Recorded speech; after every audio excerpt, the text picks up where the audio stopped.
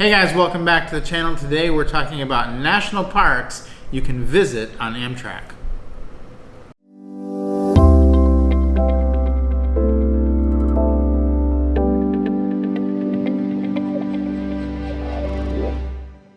All right, guys, so when planning your Amtrak vacation, just wanted to share with you a list of some great national parks that you can visit right off of the Amtrak trains. Yeah, a lot of people don't know that Amtrak runs by tons of the national parks in the United States, and while you can't hop on and hop off the train, you can plan your vacation such that you get off, rent a car for a couple days, and then get back on a couple days later and continue on with your journey. So that's what we did on several of these trains, and a few of the trains are really awesome for doing that. So we're gonna run down all those trains for you and parks right now. Yeah, so the first one we want to talk about is San Joaquins. And that's the train that's gonna take you to Yosemite, basically to the gateway of Yosemite.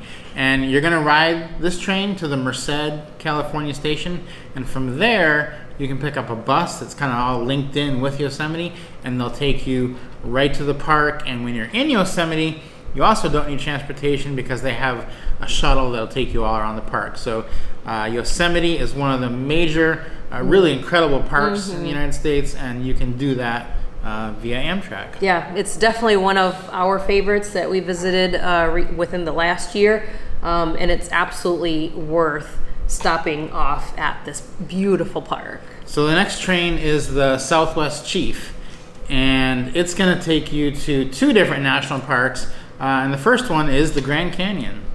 So the Grand Canyon is obviously one of the most iconic national parks in the country, probably one of the most visited or on the top of the list for sure. And this one is really not that hard to get to. No, you're going to get off at the Flagstaff station, which is a major station. Pretty easy to rent a car there. And from Flagstaff, it's about a 90-minute drive to the gates of the Grand Canyon to the South Rim entrance. So there's plenty of accommodation in that area too. So if you want to spend a couple nights, then hop back on the train in Flagstaff and continue on. Because the next park is going to be the Petrified Forest, and that's also on the Southwest Chief. And it's a really good kind of underrated park, isn't it? It is. It was actually surprising how fun it was and just how interesting, and just the topography in the park changes so much as well, aside from getting to see the petrified wood, which is pretty amazing. So with this park, you could get off in Winslow, Arizona, which is also a Route 66 stop, but you're really not that far away from Flagstaff, and it's a bigger city. Probably will have better car rentals, and you could just get off in Flagstaff and do the Grand Canyon and the Petrified Forest all at once. And I think that's probably the best way to go. Yes, so those are the two for the Southwest Chief, and then we're moving on to the Sunset Limited. Yeah, and the Sunset Limited probably has more parks than any other train. They're kind of under the radar parks, I guess you could say, and they're kind of clustered all out west. So when you pass through Texas, you'll hit your first cluster of parks, and the first one is going to be Guadalupe Mountains National Park and also Carlsbad Caverns. And the best thing that you could do for those, they're basically right next to each other. I mean, you would want to do them at the same time, is to get off in El Paso and rent a car there. You could do both those parks, take a day for each park, and then head back to El Paso and keep on going down on the Sunset Limited. Yeah, or hang out in El Paso. There's some great things to do there as well. Yeah. Good. So after those two, so that's Guadalupe and Carlsbad Caverns, then you can head over to Big Bend National Park as well. Big Bend is probably one of the hardest parks to get to in the United States. Like, it is so far down south that most people never visit it because it's just so hard to get to.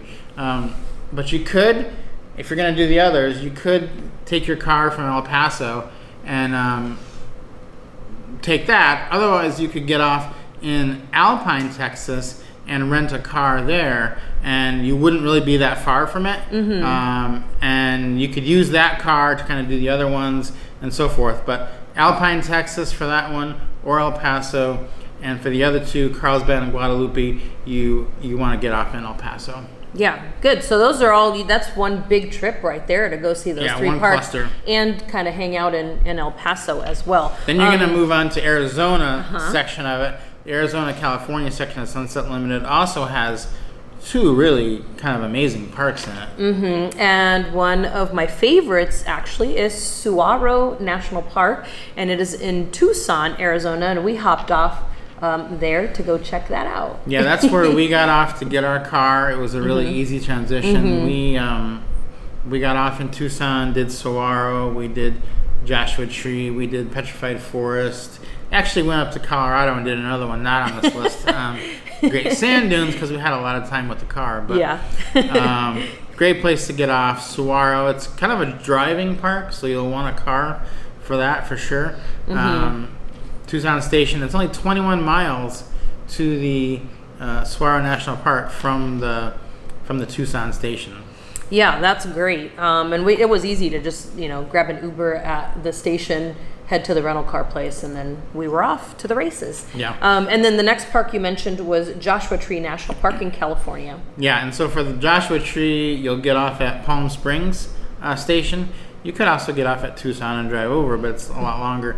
And from Palm Springs, it's only a 45-minute drive to the gates of Joshua Tree, and it's a great place to stay. You don't have to stay in Palm Springs. You can stay in 29 Palms, which is a city just on the gates of Joshua Tree, which is where we stayed. Really nice little city. Pick up your car in Palm Springs, drive to 29 Palms, stay the night, spend a day or two driving through the park, and that's really all that you need to do. So our next train is the Coast Starlight, which is one of our favorites. One of our favorite trains. Beautiful scenery the whole way. And also some amazing national parks. You'll pass by, now if you're lucky, you'll get to see Mount Rainier from the train if it's not too cloudy. So that's one of the first parks. Which we did get to see. We did get to see it, and really just beautiful from the train. You'll also see Mount St. Helens, but you'll see Mount Rainier, and when you get to Seattle, you can get off, get a hotel. That's going to be the end of the Coast Starlight, so you got to get off. But get to Seattle, get a hotel, get a car, and we've got a review of the best hotel to stay at in Seattle on our blog, so make sure you check that out. We'll put a link down in the description. But just an incredible park to see by car. It's not the closest park. It's several hours to get to Mount Rainier from Seattle, but definitely worth the drive. Ooh, yeah, it's definitely worth it. I would say 100%. Yeah. Worth it. Then the next park that you can get to from that station is Crater Lake National Park. Yeah, and you're going to get off for Crater Lake in Klamath Falls.